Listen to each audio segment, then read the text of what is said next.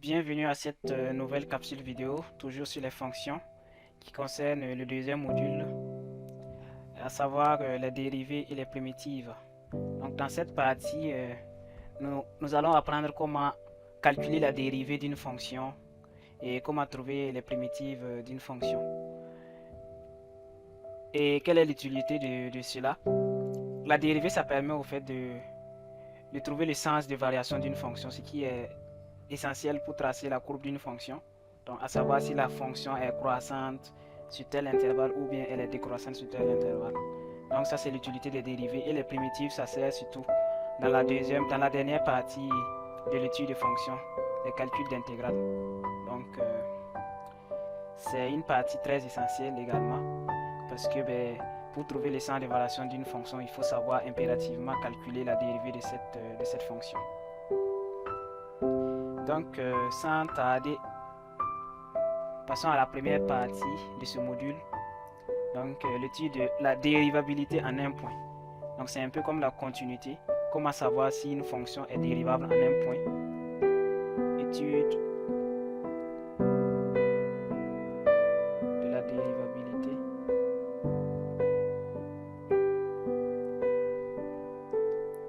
en un point.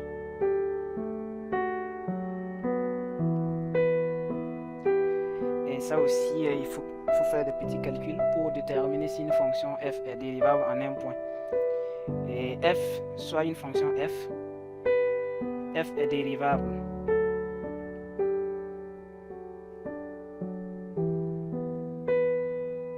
en un point x0 s'il existe un réel petit l tel que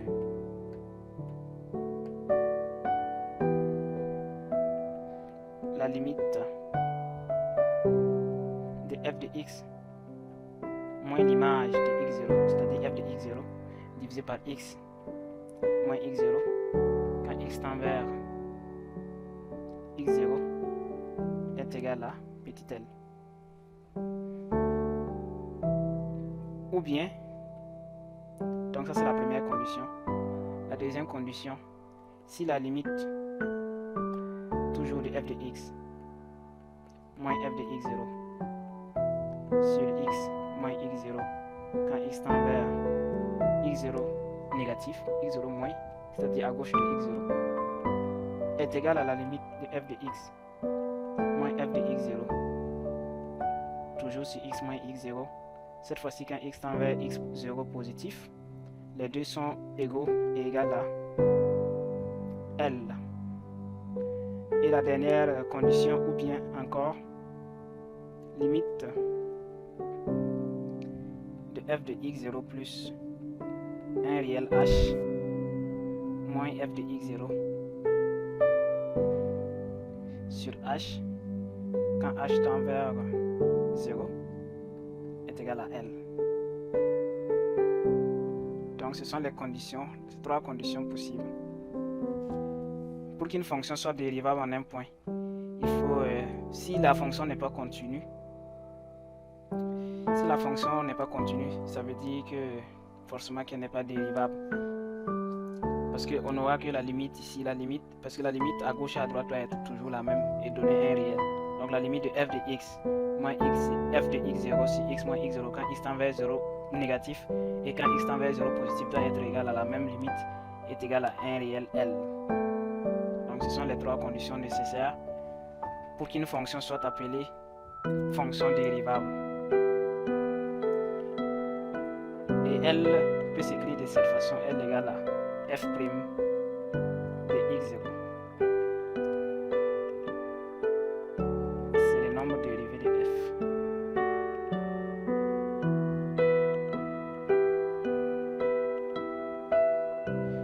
Donc quand vous voyez le prime ici, le prime c'est pour dire que c'est la dérivée. Donc f' c'est la dérivée de f.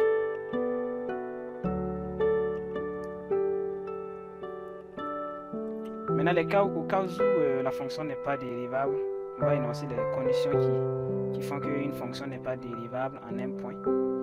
Donc, si on a ces trois conditions, la limite f de x moins f de x0 sur x moins x0 quand x tend vers x0 négatif est égal à petit L1 et que la limite de f de x moins f de x0 sur x moins x0 quand x tend vers x0 positif donne un L2 avec bien sûr si L1 est différent de L2 donc la fonction n'est pas dérivable ou encore cette condition si la limite de f de x moins f de x0 sur x moins x0 quand x tend vers x0 donne l'infini, que ce soit plus ou moins, on conclut que f n'est pas dérivable. Encore une fois, pour montrer qu'une fonction est dérivable ou continue, il suffit de calculer les limites à gauche et à droite du point auquel on veut vérifier la continuité ou la dérivabilité de la fonction. Donc n'est pas dérivable en x0.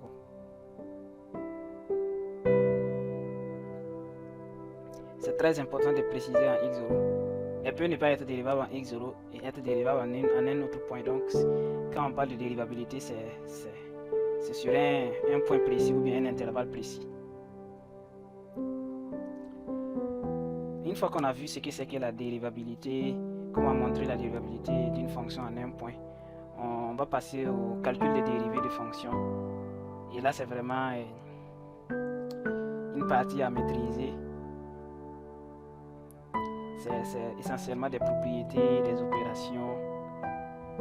Et les dérivées, je crois que vous les avez déjà vues en première. Et les dérivées, je crois que vous les avez déjà vues en première, même si ce n'est pas en profondeur, au moins sur quelques fonctions usuelles. Et c'est très important pour l'étude des fonctions que nous allons voir tout au long de ce chapitre. Donc, les fonctions dérivées usuelles.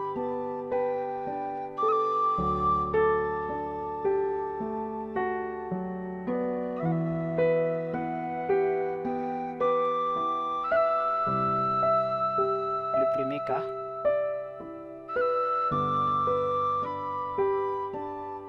f de x, c'est la fonction, est égale à k. Avec k, un réel. Ici, la dérivée, ça va donner f de x égale à 0. Dans ce cas, c'est un réel, donc une constante. La deuxième fonction, si f de x égale à x,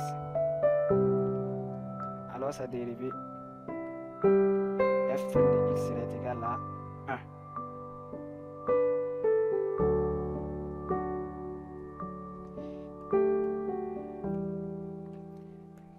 Fonction suivante, f de x est égal à x puissance n, avec n bien sûr élément de grand N étoile. Étoile ici pour dire différent de 0. Grand N différent de 0. Donc à partir de 0, 1, à partir de 1, 2, 3 en allant. Donc x puissance n, sa dérivée, ça va nous donner f' de x est égal à n multiplié par x puissance n moins 1. Ça donne la dérivée.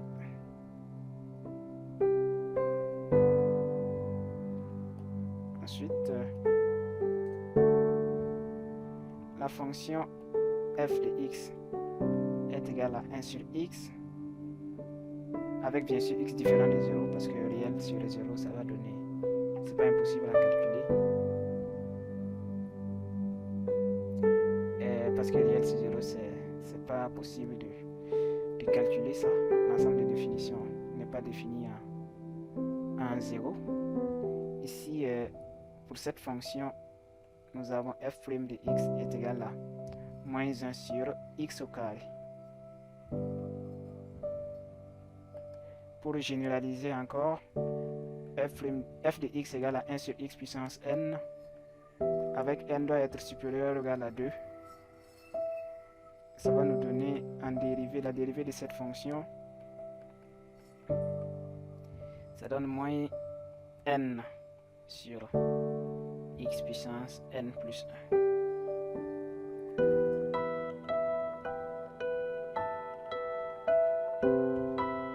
Ensuite, la fonction f de x est égale à la racine carrée de x. Sa dérivée, ça donne f' de x est égal à 1 sur 2 racine de x.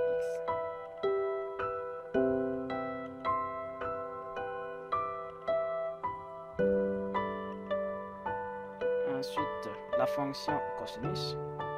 Cosinus sinus à bien retenir parce que c'est souvent mélangeant.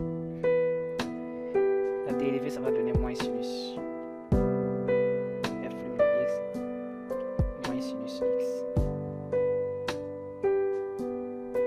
Par contre, la dérivée de sinus x donne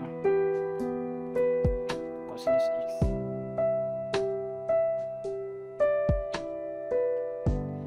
Et ensuite, la fonction tangente, f de x égale à tangente de x. F de x est égal à 1 plus tangente carré de x, ou bien encore égal à 1 sur cosinus carré x. Cosinus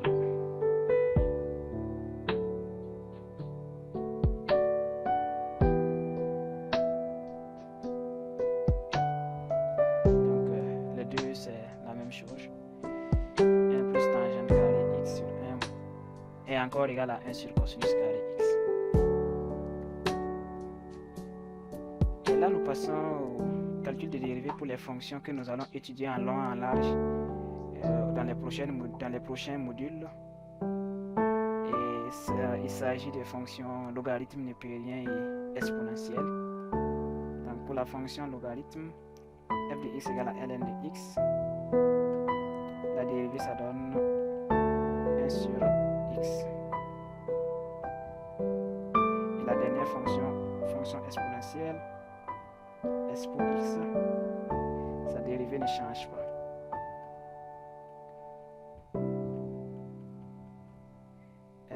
F' de x égale à s pour x. Donc cette fonction, ceci conclut la partie calcul des dérivées de fonctions dérivées usuelles. Passons aux différentes opérations avec les dérivés. Opérations avec les dérivés, donc les additions, les produits.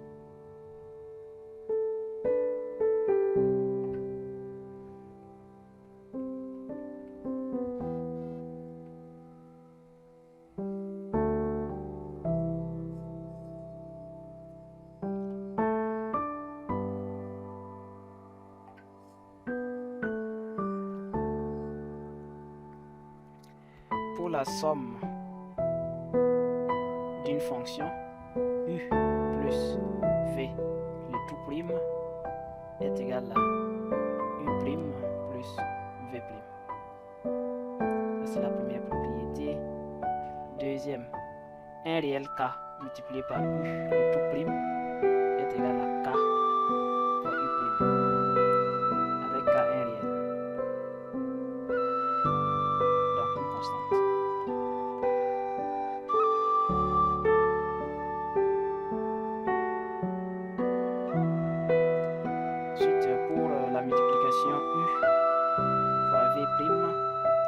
Est égal à u prime.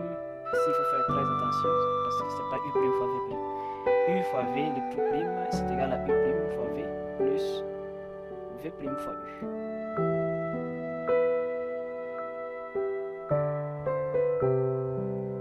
Ensuite 1 divisé par u le tout prime est égal à moins u prime divisé par u au carré.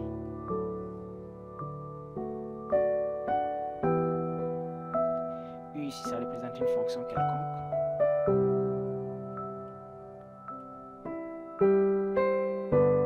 Cette fois-ci, on prend en général une fraction u divisée par v, le tout prime. À faire très attention ici également.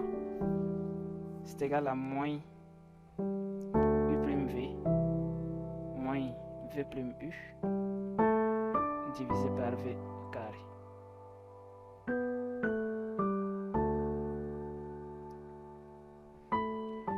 Ensuite, pour les fonctions composées, v rang u, le tout prime, c'est égal à u prime, v prime rang u.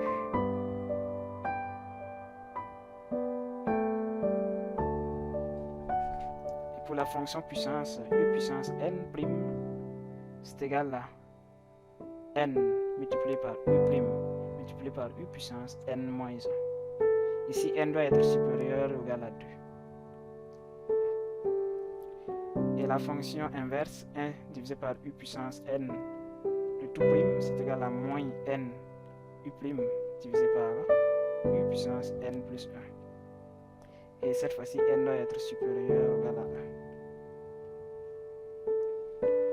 1. La fonction racine carrée.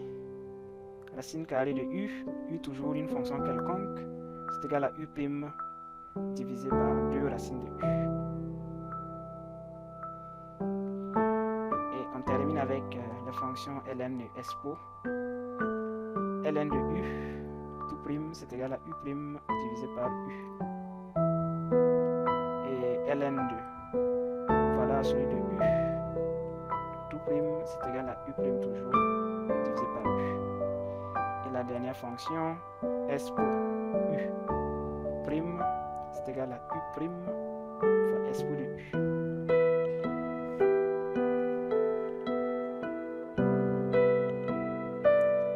Donc ce sont les différentes opérations que l'on effectue avec les dérivés à bien maîtriser, parce que vous aurez pas mal de dérivés à calculer, des dérivés de fonctions, de sommes de fonctions, de produits de fonctions, de puissance de fonctions, etc.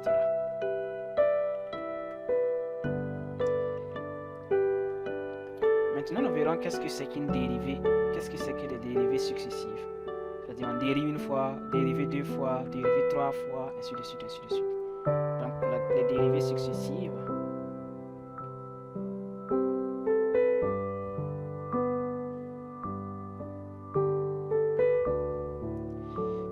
f0 est égal à f. Donc ça c'est la fonction elle-même, c'est pas la dérivée.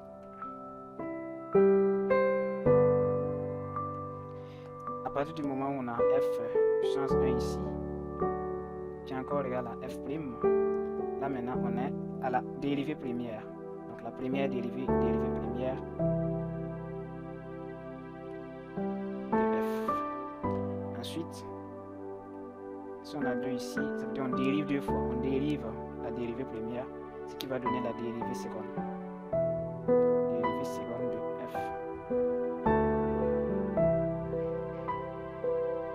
Et ainsi de suite, ainsi de suite. On peut aller jusqu'à puissance n. Pour le généraliser, on va mettre f n ici. Ce qui donne la dérivée de f n moins 1 prime. Donc pour tout n supérieur ou égal à 1. Ça c'est la dérivée successive. Nous verrons maintenant comment calculer la dérivée d'une fonction. Comment montrer qu'une fonction est dérivable. Et nous allons voir maintenant la dérivée d'une bijection réciproque. Quelles sont les conditions à remplir pour dire qu'une fonction réalise. Et quelles sont les conditions à remplir pour dire que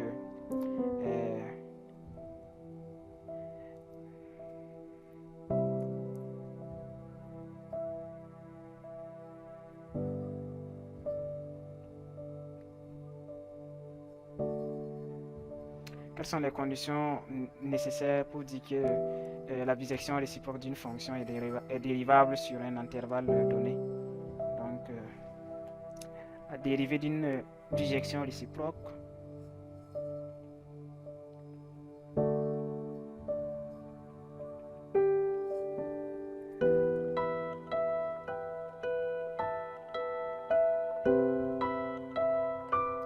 ce sont les trois conditions nécessaires. La première condition, f est bijective de i sur j. Deuxième condition, f est dérivable sur l'intervalle i.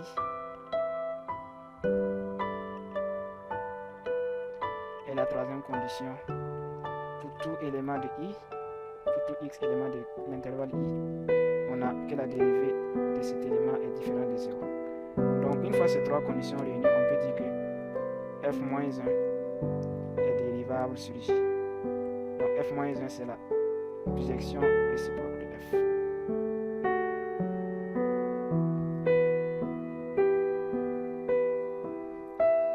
Et pour tout y élément de j, on a la dérivée de la fonction réciproque f-1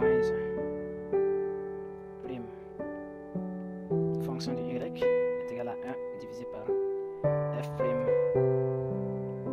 fois s-1 de y. Donc ça c'est la dérivée de la bisection réciproque de f. Passons à la partie la plus importante. Quelle est la relation entre la dérivée d'une fonction et son sens de variation? Nous allons le voir tantôt avec cette partie de ce module, dérivée et sens de variation.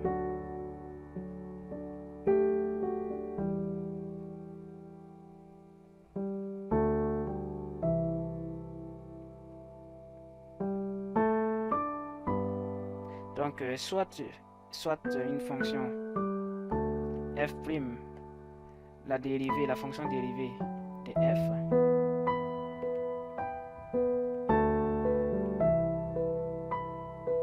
sur l'intervalle i,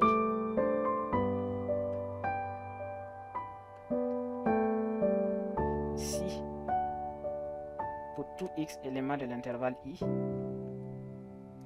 f' de x est strictement supérieur à 0, alors f est strictement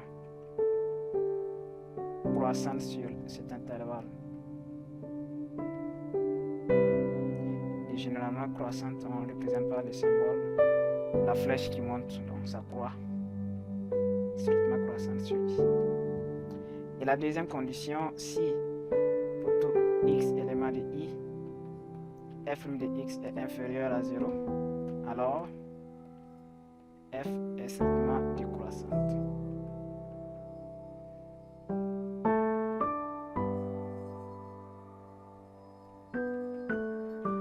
Décroissante sur i. Donc une flèche qui décroît. Et la dernière possibilité,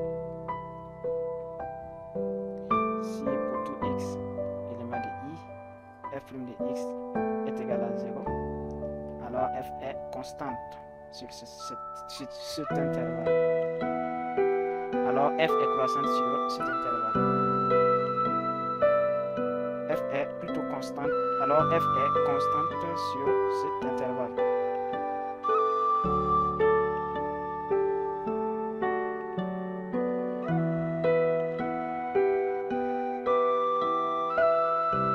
Donc ce sont les trois possibilités. Et c'est extrêmement important de savoir calculer la dérivée d'une fonction pour pouvoir en déduire le sens des variations de cette fonction. Et la dernière partie sur la dérivée concerne les extrémums, donc dérivée extrémum relatif, c'est-à-dire comment trouver le minimum local ou le maximum local d'une fonction. Dérivée et extrémum relatif.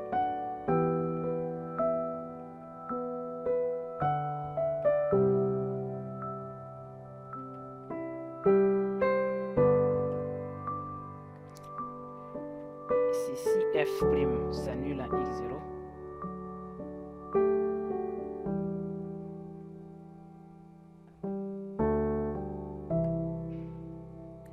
et change de signe, alors f admet un extrémum relatif.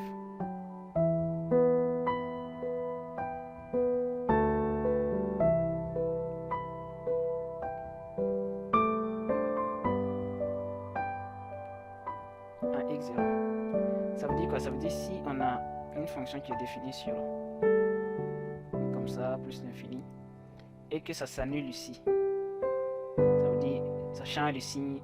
Ici ça peut être négatif et ici devenir positif, ou bien ici positif et ici ça devient négatif. Quand on a une telle situation, alors on a un extrémum relatif. Donc maintenant les différentes possibilités, comment savoir si c'est un minimum ou un maximum. Il y a des conditions à réunir. Donc pour tout x élément de réel a à x0, f' de x, si f' de x est inférieur à 0, vu que pour tout x élément de x0 à b, f' de x est supérieur à 0, ça permet de conclure que f de x est supérieur à f de x0, donc ce qui est un minimum. x0 ici est un minimum de la fonction, parce que c'est comme si la fonction, l'image de x0 est inférieure à la fonction elle-même, donc c'est comme si c'est le plus petit, la plus petite image on les prend. Et donc ici c'est un minimum parce que la fonction f de x est supérieure à l'image de ce point, c'est-à-dire x0. Et on peut faire une petite représentation ici. Si on a f de x0 ici, x0, f ici, et puis on a la fonction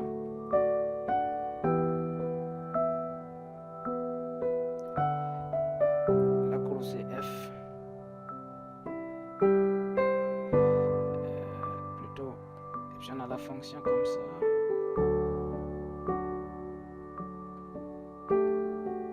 Donc si on a une fonction comme ça, ici f de x0 et f de x, on voit ici que le plus petit point ici c'est f de x0, donc ici x0 c'est comme le minimum de la fonction.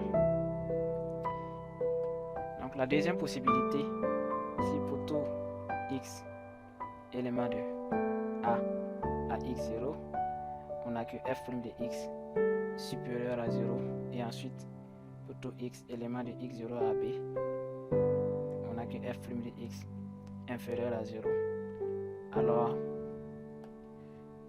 f de x est inférieur ou égal à f de x0, et en ce moment x0 est le maximum de la fonction f de x. On reprend cette fois-ci avec une courbe un petit peu comme ça.